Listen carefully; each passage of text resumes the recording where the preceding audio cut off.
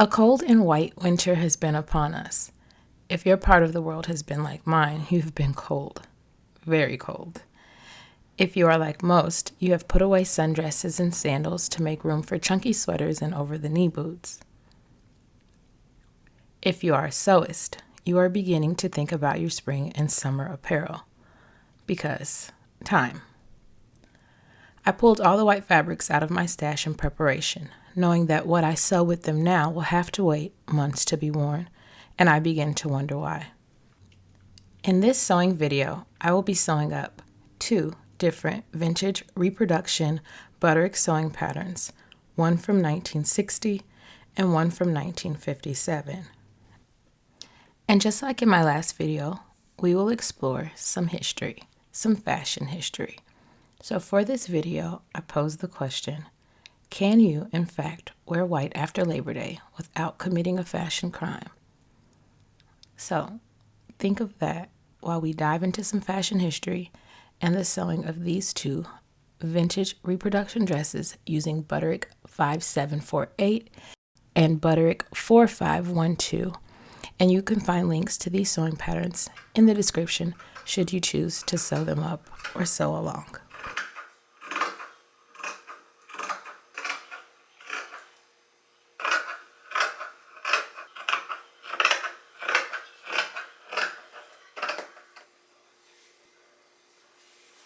As I researched the answer to this question and this fashion rule, I found several conflicting accounts of where it came from, but the most consistent story behind this arbitrary post-Labor Day dress code is not only unconvincing, but incredibly classist. During the late 19th century, society ladies, the wives of the super rich, ruled high society with an iron fist, and they were engaged in a fray with the nouveau riche, a term used to describe people who'd recently become rich rather than having benefited from generations of wealth. As more and more people became millionaires, it was becoming increasingly difficult to tell the difference between the old money families and those who only had vulgar new money. By the 1880s, to tell who was acceptable and who was not, the women who were already in felt it necessary to create dozens of fashion rules that everyone in the know had to follow. That way, if a woman showed up at the opera in a dress that cost more than most Americans made in a whole year, but it had the wrong sleeve length, other women would know not to give her the time of day. One of the subtle jabs that the old money crowd used to distinguish themselves from the nouveau riche was to make wearing white after Labor Day a fashion faux pas.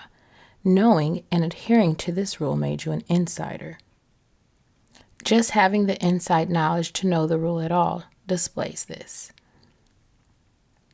I can't help but to think of the line from the original Mean Girls movie, "On Wednesdays, we wear pink."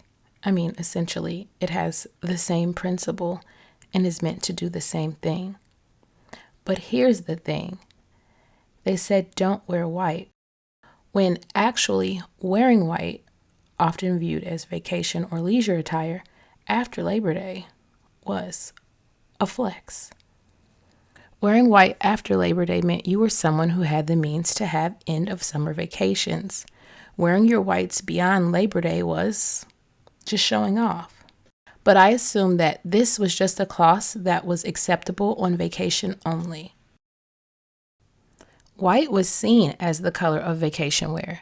If you wore white at the end of summer, it meant that you were clearly not rich enough to know that white was only appropriate when lounging around with other millionaires at fancy mansion parties. Not only did the wealthy summer in the far cleaner countryside, but should their beautiful white dresses get dirty, they had servants to launder them. This rule was a satirically social divide. Only those who could afford to wear white could wear white. To wear white was a subtle way of showing that you weren't doing the landscaping, cooking, or cleaning, or, well, manual labor at all. So remember when I said that I found a few conflicting stories of where this rule came from? I will share another. Some accounts say this rule isn't classes at all and actually stemmed from practicality. Prior to the advent of air conditioning, clothing choices were important when trying to keep cool in the summer and warmer in the winter. Whites and lighter weight fabrics were more popular during the warm months, and in the winter, people naturally switched to darker colors and heavier fabrics. Perhaps since people already chose light colors to stay cool in the summer, the fashion world went ahead and made the rule an official one. Once Labor Day, the official end of summer, arrived, it was time to retire those whites.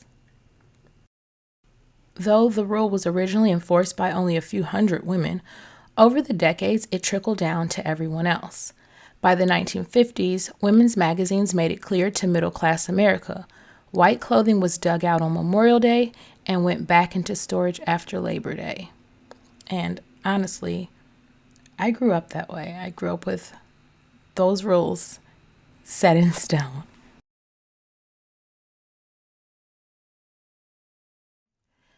Honestly, I think the rule possibly evolved from a little bit of both of those theories on the white after Labor Day.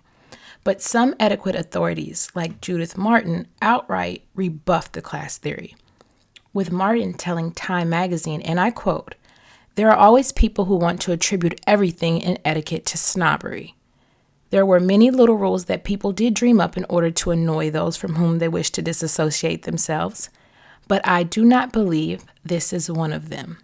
End quote. I would love to hear what you believe regarding the rule, if you adhere to it or not, your experience with it, how you feel about white and this classist theory and some of the other ones that exist. I would love to hear about it, so please share that in the comments. And frankly, I do understand the theory. I can see the logic. Labor Day signaled the end of summer. It could have just been used as the marker of when to transition your wardrobe. You're back home from vacation, you're back at school, you're back doing whatever you're doing in the fall, and so you have a new wardrobe. The same way today we get the kids back to school clothing and shoes, and we usually purchase the spring clothing at Easter, and that kind of lets us know, when it's time to switch it up. Here in Kentucky, Derby is usually when we buy the full-on summer wardrobe, and Derby is the first Saturday in May, and so it's a marker that we used. So maybe Labor Day was just a marker, but very rarely I have found is there actually a functional reason for any fashion rule. Whatever the origins, by the mid-20th century, no white after Labor Day had become a custom for polite society, and those aspiring upward mobility could, in part, earn their way in by following such rules. Still, the rule found resistance in high fashion over the years it was followed. Starting in the 1920s, French fashion designer Coco Chanel wore white year-round as a permanent part of her wardrobe. And this reminds me of Lisa Ray, who is an actress who only wears white, and she does it quite fabulously, I might add, but I always thought about it that it was abnormal, I guess, when really it's not. She wears what she wants. More people than ever are breaking the rule. Even the 2004 Manners Bible, Emily Post Etiquette 17th edition, gives the go-ahead for wearing white after Labor Day. Regardless of how this subjective rule came about, no modern fashion enthusiast should feel the need to follow it. Wear whatever color you want. Life is too short, and fashion is too fun to care about what other people think. So for me, the only reason why I won't be wearing these dresses I make today in the winter is not because they're white, but because of the eyelet fabric and the halter back on one of the dresses, of course. I think it is not so much about color, because there is a thing, winter white, that is a thing. I think that it's about the fabric, and is it heavy enough to keep you warm? Is it substantial enough for cold temperatures and Arctic blasts like we've been experiencing? I'm using eyelet on both of these makes. I love eyelet fabric, and I knew the name of it, and I know that it is typically a fabric that you see a lot in summer, but I had no real information on it, so I thought to find out. But first, a dance break. And let's get carried away.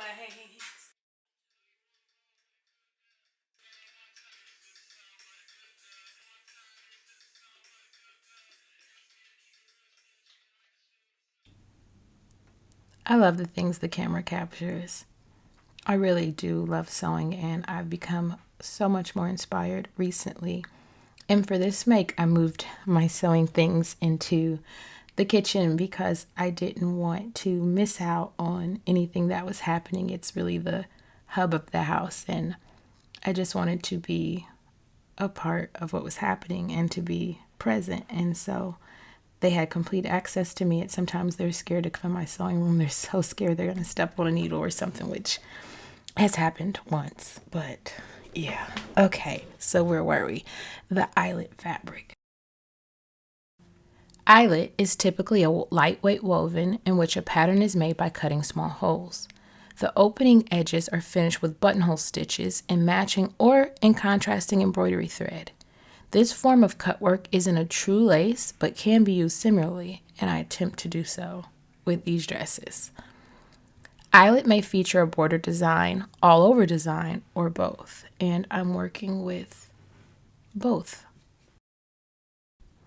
These fabrics come in many colors. However, white versions, like what you see me working with today, are called white work, or broderie anglaise, meaning English embroidery, or Madeira work, which denotes examples from the Portuguese island. These are two timeless examples. I have seen eyelet styled in winter outfits, but it's a no for me. How about you? Would you wear eyelet in the winter?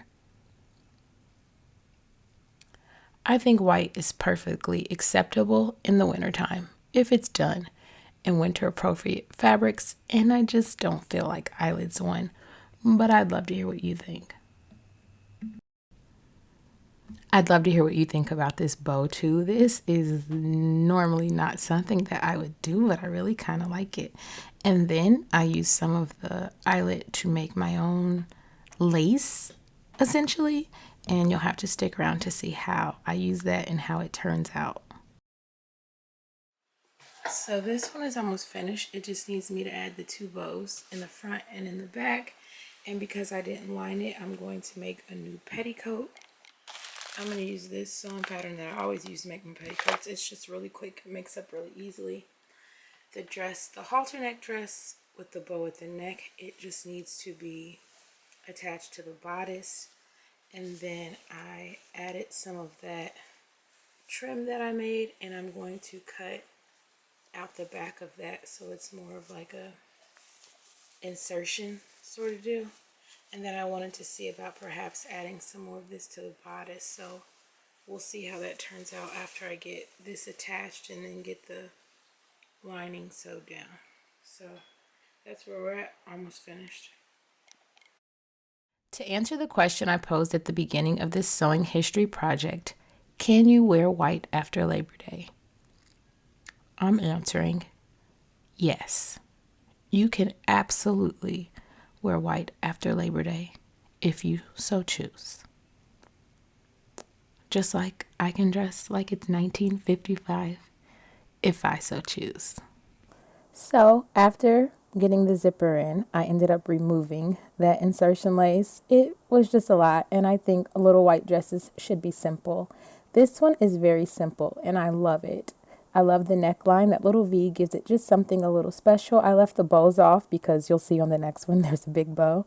But I didn't line the bottom. I made a petticoat instead. I made it removable so I could use it for other dresses. I think this one can be dressed down with sneakers and perfect for bouncing around the summer picnics and parks and things with the kids. And I love wearing sneakers when I'm out with them because just easier. And yeah, I think this is a really, really cute look. Now the second dress is a little bit more with the bow, and so it deserved to be dressed up with heels, and so that's what I did. I am not sure how I feel about the bow yet. I'm equally frightened and intrigued by it. It's not something I would normally wear, but I'm working on stepping outside of my comfort zone. The halter neck is not something I would normally wear either, but it's really growing on me. I do need proper undergarments for it, but we'll get those before spring gets here. I really love these two dresses. You'll have to let me know what you think. They're not ball gowns or anything, but I think they're practical, and I'll get wear out of them this spring, not this winter. Okay, let's go into the wrap up and hear my thoughts on these dresses and the sewing patterns.